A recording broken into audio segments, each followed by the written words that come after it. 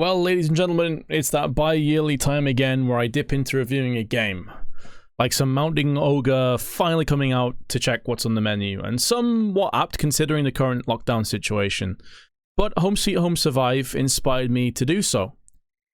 I'm going to call it Survive from now on, because let's be honest, while the name of this title is incredibly mediocre, Survive itself is a surprise gem. I only really gave it a chance because of the very low price point of the game. It was like £5.20 on Steam. It's like €6 or $7. And for that, after watching some gameplay, I thought, okay, let's give this a try. I'm getting a bit tired of Dead by Daylight at this point, putting a lot of time into it. And I just wanted something a little bit different. And this game, honestly, has kind of blown me away. It saddens me to see that the Steam reviews are so negative for the most part. It's mixed as I make this review right now. And that does sadden me and makes me think that a lot of the people that are writing these reviews have not put much time or effort into the game at all. Because I can't see how people playing this game right now, when you consider that it's early access, you consider that the game is still very, very much in its infancy as a game, in its development, is being judged alongside something like Dead by Daylight that's now been out for 5 years of consistent tweaking and support. I feel like people are being far too harsh on this game. It's in early access, guys. You have to expect there's going to be some bugs, there's going to be some issues, and there's going to be a lack of content in the game as it stands currently. So I'm going to try my best in this review to show you some of the positive sides, especially if you are somebody that hasn't even tried this. And I would even say that if you've never played Dead by Daylight and you had no interest in it, this is actually a game that you absolutely could get into. Because as I will show you in a little bit, although the comparisons between Dead by Daylight and Survive are understandable and inevitable, and at a glance may make sense, they don't really do either of these games any justice at all. Now, both are asymmetrical 1v4 experiences with one killer, which is a Spectre in this game, versus 4 survivors, and objectives for eventual escape, with this Spectre's job of massacring as many fools as possible. That's really where the comparisons end for me. While DBD is limited by the hooks, pallets, and generators baseline, Survive offers much more potential with variety, and I feel like the ceiling of this game and the foundations of this game are in such a better place. The possibilities in this are really endless. It doesn't bank too hard on things like hooks or pallets, but it actually goes in a different direction altogether. First and foremost being, you can actually kill the Spectre in this game. You can turn the tides on the person that's been chasing you down and savagely trying to butcher you the entire game.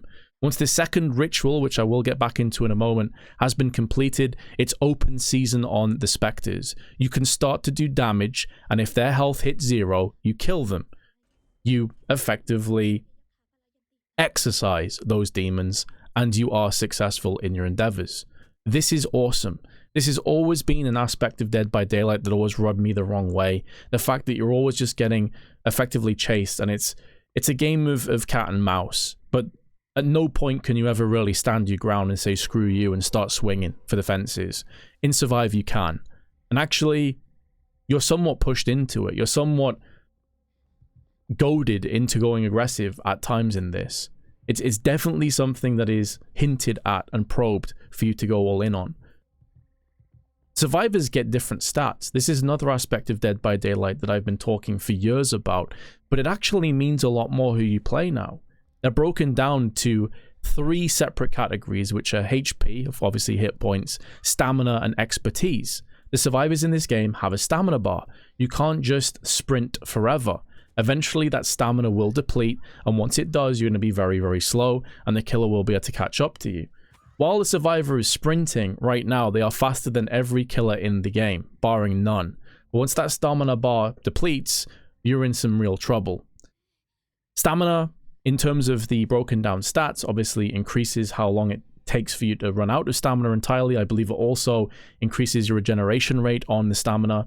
HP is health. How many hits can you take before you go down? So you have a character called Ong in the game that is 4 out of 4 bars. He's way tankier, and so players that decide to go for Ong are going to probably be the kind that try and take shots for their teammates, that actually try and get in between the Spectre and their brethren. And that's awesome, That means that certain compositions of survivors are going to be more powerful than others. This means that actually it matters a whole lot more who you play as a survivor than it does in Dead by Daylight, where it's basically a cosmetic thing, or to be as sweaty as you possibly can be to try and blend in with the surroundings. This actually matters. And when you add into that each survivor also has a unique perk that can't be shared and 2 slots for additional perks, that also factors in. For example, there is a character called Yuri who, after I think 25 seconds of not picking up any weapons, has the ability to use her camera, which flashes the killer and effectively blinds them for a few seconds. So each survivor has different stats and a different unique perk, which will definitely factor into some of your guys' playstyle. Survivors are different. They feel different, they look different, and they handle differently, and that is awesome.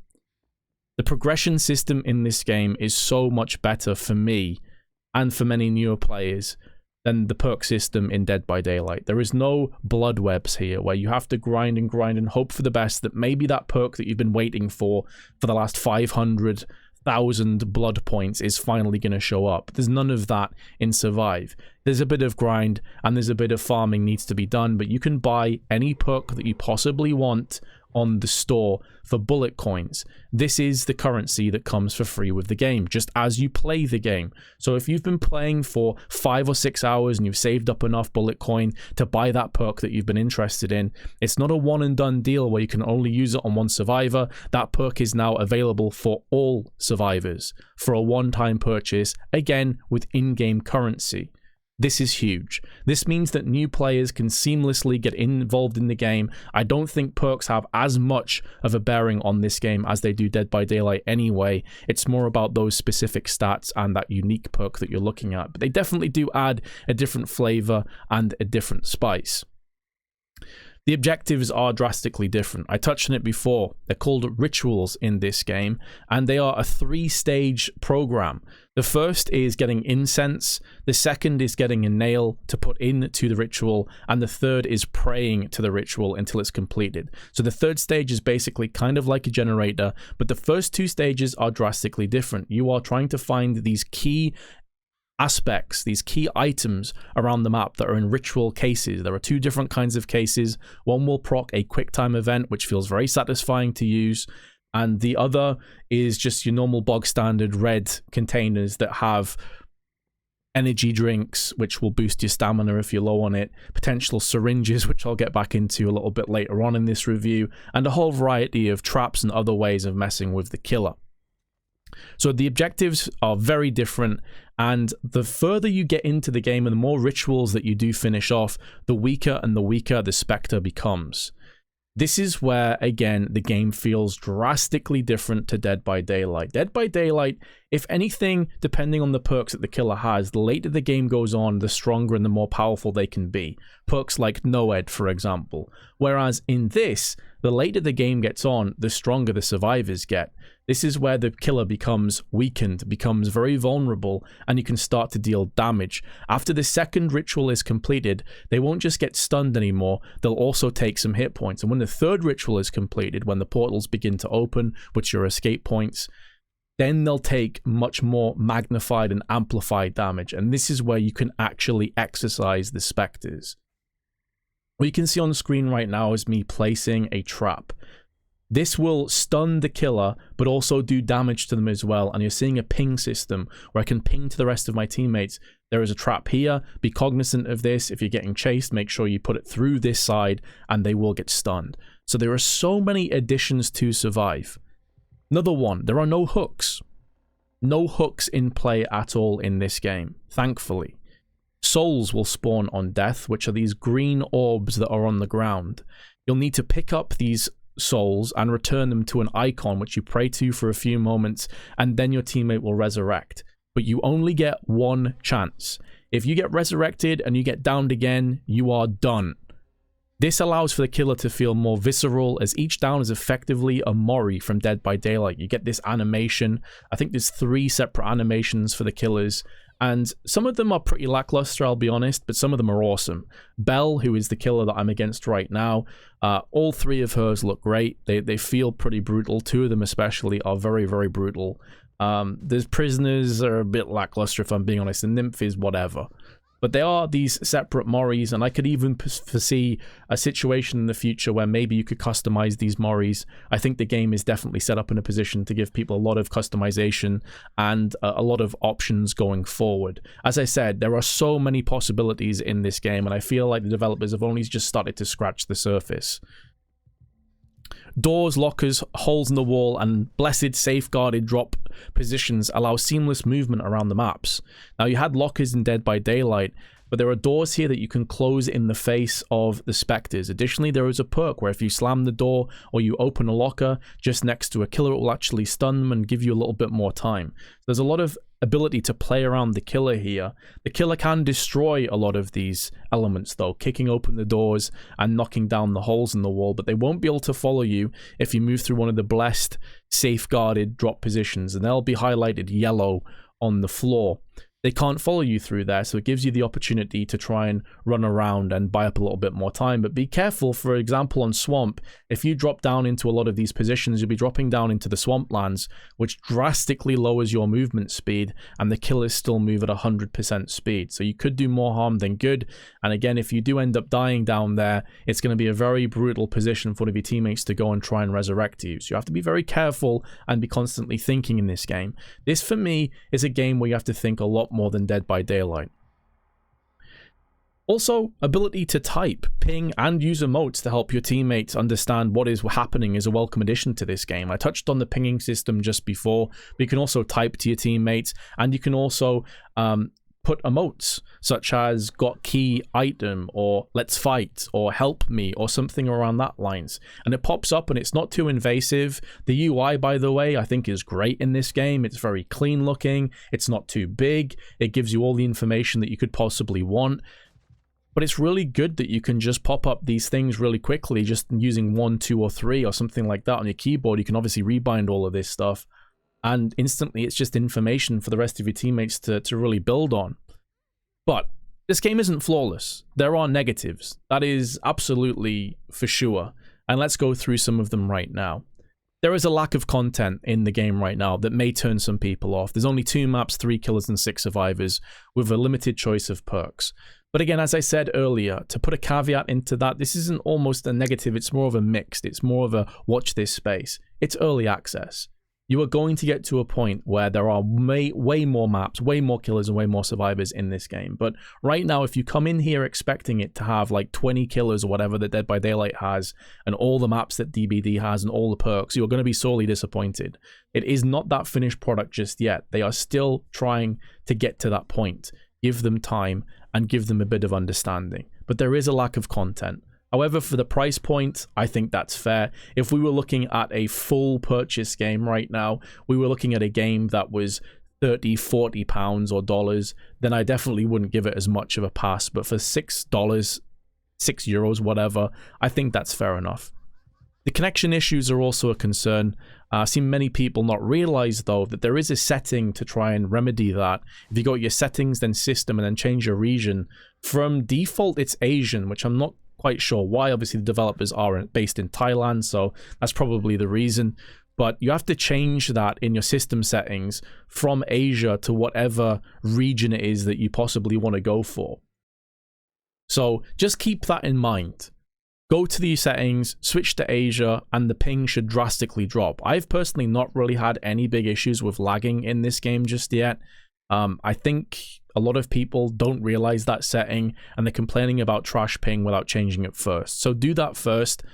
But there are issues when the connection does drop. There are some bugs, there are some kinks that need to be ironed out, and especially when you've been waiting in queues for quite a long time, this can be a real pain in the ass and can definitely be a turn-off.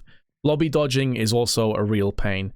As you can see the Spectre's name, which I don't really like. I don't mean the name of the killer itself, I mean the player that's playing them. Because if you've played against that person in the past and they've just wrecked you, they've just straight up banged you out, you're more likely to want to dodge that lobby. And I'm not too sure I like that. I almost like the anonymity and incognito approach where you just play whoever you put up against, and if it happens to be the same guy, unlucky, just deal with it, try and improve and get better.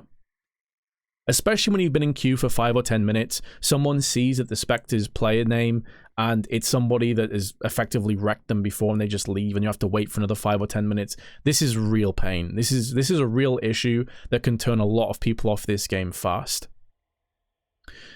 The registration. We have to talk about this because at times it is dire. And I mean mainly from the killer's perspective here. I prefer to be a killer main in Dead by Daylight, but I definitely prefer to play Survivor in Survive, like by far. Not because I think it's necessarily super biased towards survivors. I think it's more down the middle depending on the skill level of the killer and the survivors, but because of the fact that you can actually fight back and how seamless everything feels with the movement, I really do prefer playing Survivor. And it's definitely not in small part because of how bad the registration is. The survivors will often get a grace period when entering vents, baskets, and other escape mechanisms, and it's truly frustrating to see your weapon go through them and not get hit even though it was clearly on. This has happened multiple times to me. In actual fact, on Swamp, the map that you're watching right now, there's a possibility for the survivors to effectively hide behind the baskets, and when you swing at them, they just proc the animation. And even though only one of their feet is in the basket, you still just go straight through them and don't tag them. For me, it should be timed perfectly, similar to Dead by Daylight, where if you don't time the vent properly or the pallet properly, you still get hit, even if you manage to vault over or drop the pallet on the killer's head. That's how it should feel here as well. If you don't time the basket or vent correctly, you should get tagged and you should get punished, because it allows the survivors to basically sit next to the vent or the basket, waste loads of time from the killer, and then use them and force the killer to go all the way around again. It kind of limits mind games from the killer, and it's not a very satisfying feeling when survivors can basically just exploit this element of the game. Now, with it in early access, I'm sure this will get fixed. I'm sure a lot of people are very frustrated about this. And it will put a lot of people off killing for sure, because right now playing Spectre is not a satisfying experience for the most part. There's also an issue with a lot of balancing with the killers. Nymph is way too powerful as it stands. She did just get released, so I'm sure they'll get some nerfs. And Prisoner feels way too clunky and unenjoyable to play with.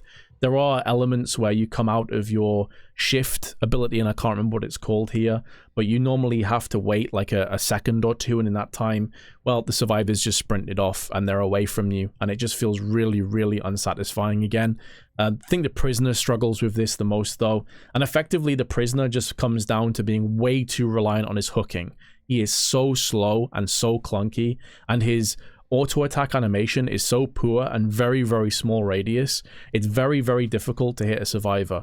Even if they have no stamina, the survivors feel like they are faster than Prisoner, and this makes his kit useless unless his hook comes up. And considering that you have to wait a fair amount of time at the beginning of the game for his hook to become available, that's effectively tons of time where you're just doing nothing. You're probably going to go and try and destroy the doors and the holes in the wall or whatever you possibly can, but he feels very, very weak right now to me. Another and final negative, again, is a slight balancing thing, which I think can be easily tweaked, but more syringe spawns, please. Often you'll only get 2 syringe spawns on the whole map between 4 people, and with no ability to heal yourself or others currently in the game, syringes are the only way that you can actually heal right now. And this is brutal for survivors and often feels like you're helpless if the killer is even semi-competent, because you'll be running around at half HP or 1 HP, like knowing that you're 1 hit away from death for like 10 minutes while you're frantically searching for a syringe, which just never comes up. And obviously if you're playing with people that are super greedy, just get tagged once and use one of the 2 syringes to heal like 25% of their HP, is just completely screwing the rest of your team over. I don't know if in the future there'll become some kind of a self-care perk that will be available for survivors, or maybe a survivor in the future has like some kind of healing ability that helps others. I'm not entirely sure how that will work, but right now 2 syringes is the most I've seen spawn on one map, and sometimes not even that. Sometimes it's only 1. This is way too brutal for survivors, and that needs to be tweaked badly. For the most part though, this game is excellent, and I'm so excited and hyped to see where it goes in the future. I realize a lot of people want to stay in their lane and they want to stick with Dead by Daylight, but I think there is more than enough differences between these 2 games where you can have both. You can be in a position like where you want to play Counter-Strike but also Valorant. You don't just have to stick with one. You can do both. And the progression system of Home Sweet Home Survive is so much more noob friendly and so much friendlier for people that can't put in hundreds upon hundreds of hours into the game, where you can pick and choose what perks that you get early on. It only took me about 5 hours to farm up 5,000 or 6,000 bullet coins, and that is effectively 3 or 4 perks worth of unlocking on both Survivor and Killer. It really doesn't take that long. And I feel like this game is just going under so many people's radar and is being judged prematurely. They're just seeing the game, they see Dead by Daylight, they see that it doesn't have all the bells and whistles that DBD has, and therefore it gets downvoted and ignored. Open your eyes a little bit and don't be so short-sighted. Thanks for listening, guys, and I'll see you next time.